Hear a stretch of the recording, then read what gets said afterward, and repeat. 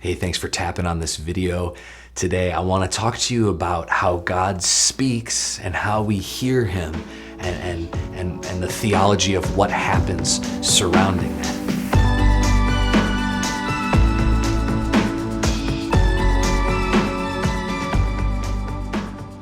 Man, I love this verse. Amos 3:8 says, "The lion has roared, who can but fear? The Lord has spoken, who can but prophesy?" It's a bit of a complicated passage, so maybe some backstory would help. Amos was a prophet, but he was also just a shepherd. That was his day job. It was a very mundane job, watching the sheep day after day. It was like a toll booth worker of the ancient times, very mundane, very repetitive, very boring.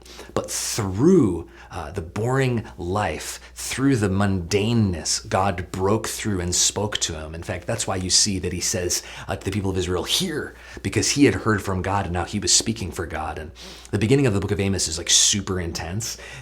He keeps repeating this phrase, "for 3 transgressions and for 4." He says this to all these different ancient people groups. And he says, "Here's 3 things that you've done wrong and for 4." And it was a picture of completion.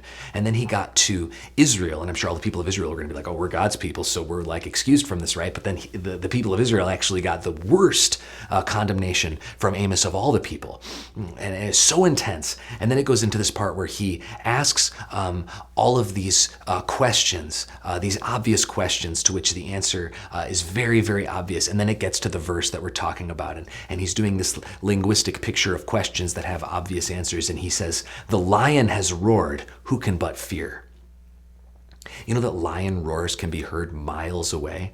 I've never heard one except on a YouTube video, but I can't imagine what it would feel like if we were in a safari park or even scarier in a desert or area where lions actually lived and we heard an actual lion roar, looking for prey, looking for food, realizing that its lunch might be you.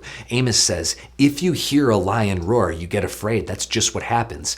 Then as a parallelism, he says, when you hear from God, you speak.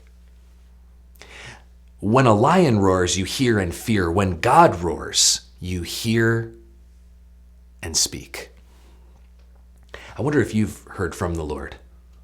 I wonder if God's told you something in a moment of prayer, in a moment of praise, in a moment of passion, in a moment of something. You know, when God gives us a word, when God gives us content, when God gives us a blessing, when God gives us a promise, we aren't meant to just hold it inside. We're meant to share it. It's one of the things Amos is talking about here. Amos gets all these negative words from the Lord and he just has to say them. He's like, this is why I'm saying it. You just have to. When a lion roars, you get afraid. When God speaks, you just prophesy. You say it. You say what he says and that's it.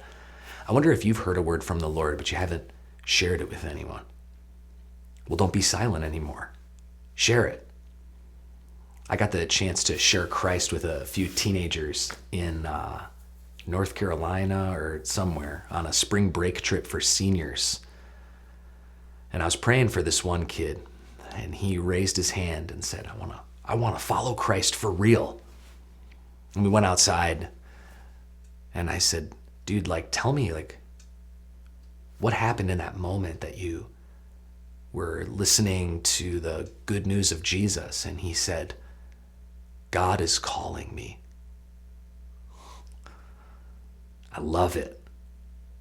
God is calling me. You know, I get to share the gospel a lot to teenagers and adults, and I love doing it because it's the good news and it changed my life, and I want to see it change other people's lives. And I used to pray before I shared the gospel. I would pray, God, I pray that they would lift up their hands. God, I pray that they would stand up. God, I pray that they would be people of faith and respond. But I don't pray that anymore. Now I just pray, God, would they hear your voice? God, would they hear you speak?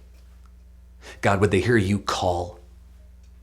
Because if you hear from the Lord, something always happens.